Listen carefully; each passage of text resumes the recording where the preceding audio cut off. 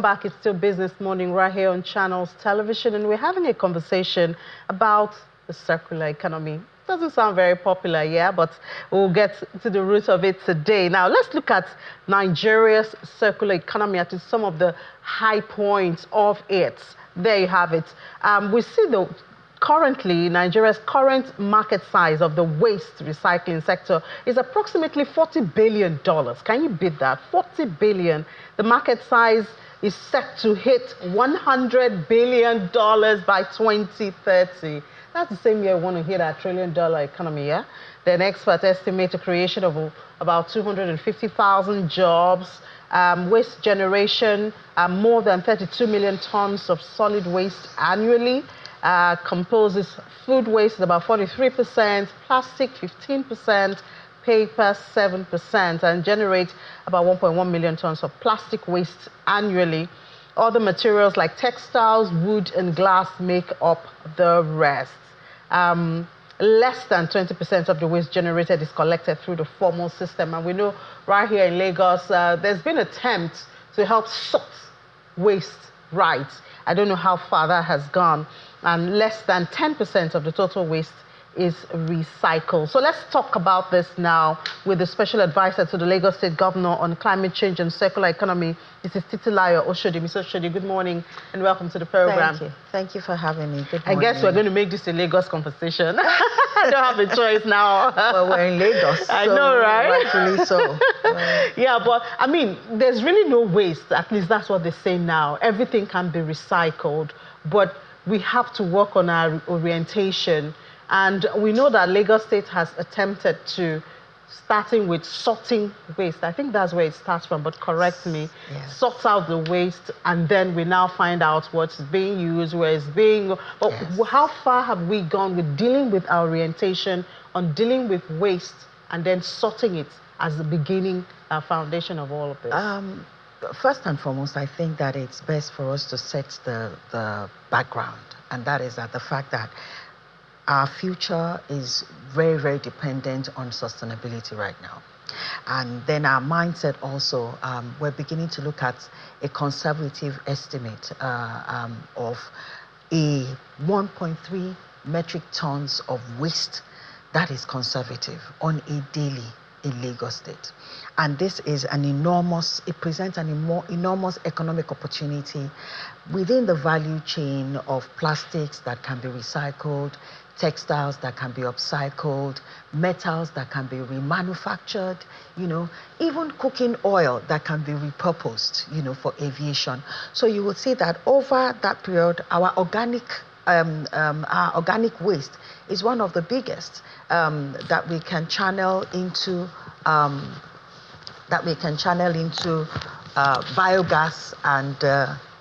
biogas and compost.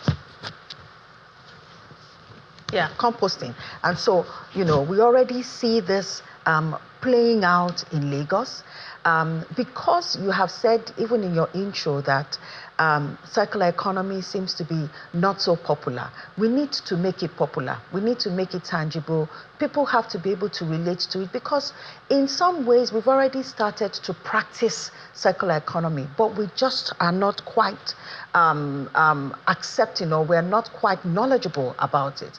And that's why one of the projects that we have productivized in Lagos is called the Eco-Circulate initiative. And it's essentially an initiative that intercepts recoverable waste from wastelands, from the waterways and communities, you know, and channeling them into recycling and reusable products within the industry. We had one event, Eco-Circulate activation. We call it activations. We have dimensioned it and modeled it in different ways. We work with faith-based institutions, we work with business networks, we work with communities, you know, to sort of simulate and role play the possibilities of how a value can be placed on the waste that you typically generate in your home. When we went to Ayobo about a month ago, within a space of 6 to 8 hours, we were able to recover over 1.6 tons of waste, cutting across plastic and textile. Textile, being the highest of it. And each of these waste streams have its own market value. They have its own market potentials. Today, plastic sells at 300, minimum 300 naira per kg. Textile is coming up as well. Aviation oil is what is repurposed. It's called SAV, Sustainable Aviation Oil.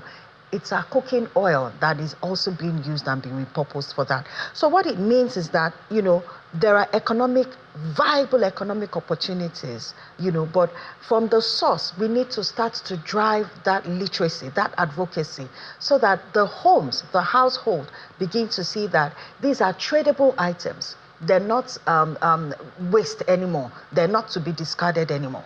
So I know that you use Lagos State, that is, you had this program where you incentivize it so people can sell their waste and all of that. But how far has that gone? That is the program. That is the vehicle that is making it relatable and tangible for the people.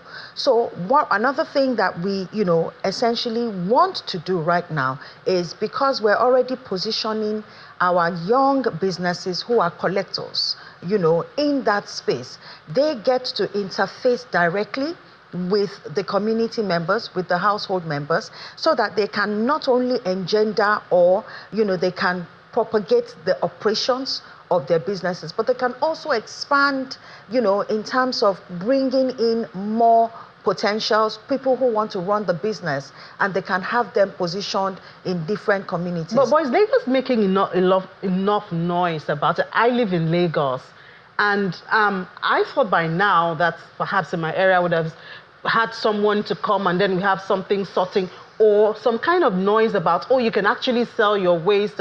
I mean, when you say small businesses are dealing with that, perhaps you need to get more businesses to be involved in it so that they are more widespread, because I haven't seen one in my area, that's the truth. Well, first and foremost, if I mention the areas that we have been to, it's usually the very densely populated agrarian, coastal or riverine that's your areas. priority. No, it's a priority because we feel that they generate a lot of waste.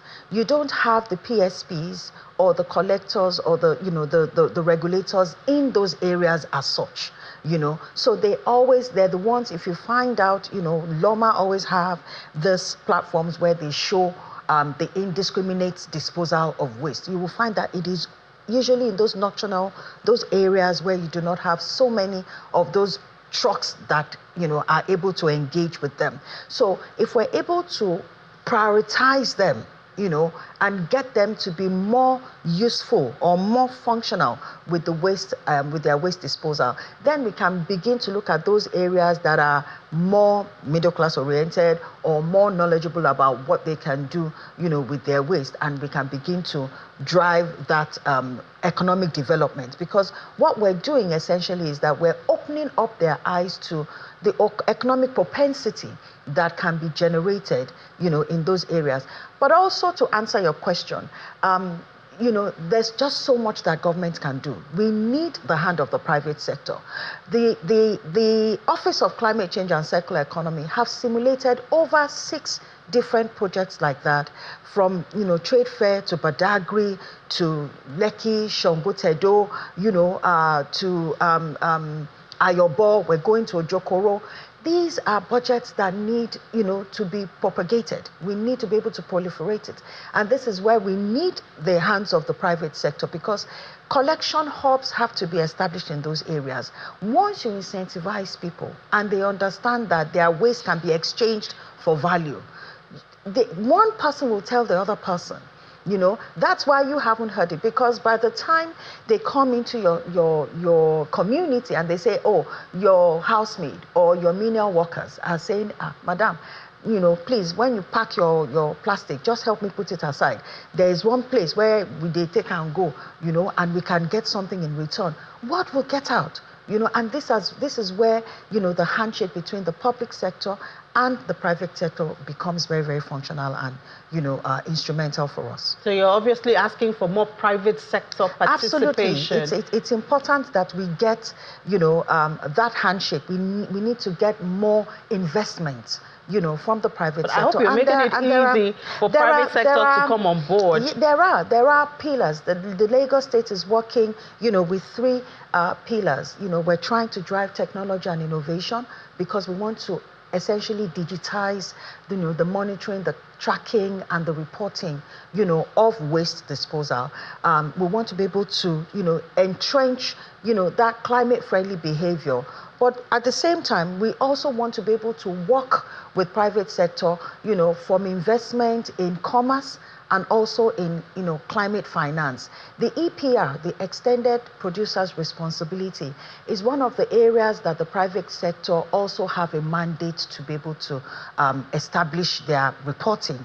And these are the ways that we can work hand in hand together to be able to push the budget that can help to establish those innovative technical collection hubs that can help our people to understand that waste is no more intangible, it's no more a waste, but it is a resource, and it can be defined in so many ways. And what's your target? Maybe end of the year, next year? Do you have a target you're working? If we had looked at, you know, the Ayobo activation, for instance, having to collect 1.6 tons, you know, of waste within 8 hours.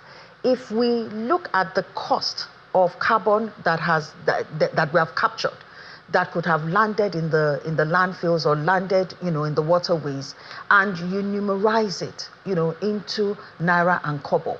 If we fragment, if we, you know, aggregate that across various communities, you know, what we recorded at Ayobo, you know, even on our plastic waste alone, was going to almost 300,000, you know, naira, and in a day. And this is not limited to plastics alone. We had textiles, you know, we had carton. Carton also has very, very high prolific, you know, calorific content. So it becomes a catalyst, you know, if we're able to simulate and replicate all of this across the various local governments, you know, within the state. And there are private sector organizations, there are, you know, multinationals that have their factories, they have their, you know, workshops, you know, scattered across Lagos as well. So this is essentially a call that this is a new, you know, dimension to sustainable living. It's a new dimension to economic development. It's a new dimension to social, corporate social responsibility. Corporate social responsibility right now becomes a benchmark for reporting and verifying ESG contributions. And there are incentives too. That makes it good. Absolutely. But you so know, everybody wins. Yeah, you know the one I'm really looking forward to. I know the landfill, you know, the one around 7 Up was. Yes, the Olushosu. We're looking forward to having electricity from there. That was in the plan. I saw the master plan, except I saw the wrong one. But I mean, it seems that talk is dying off. No, it's not dying off. They've finalized all of the agreements, the MOU on it. The Loma has already said that they're going to shut down that place, which means that there will not be so much of waste going in there, except for organic waste, you know. The idea is that after, you know, all of the paperwork and everything, all of the equipment and all of the processes, the chemical processes for the conversion and everything begins to work. So yes, it's still in play, and the government is definitely going to roll out. You have a timeline? I'm not in a place to talk much about that. Okay, all right. We'll have the MD Loma to come and tell you specifics on that. Okay, all right. I mean, we're still looking forward to it. You know, the need for electricity and the essence of it for industrialization can never be overemphasized.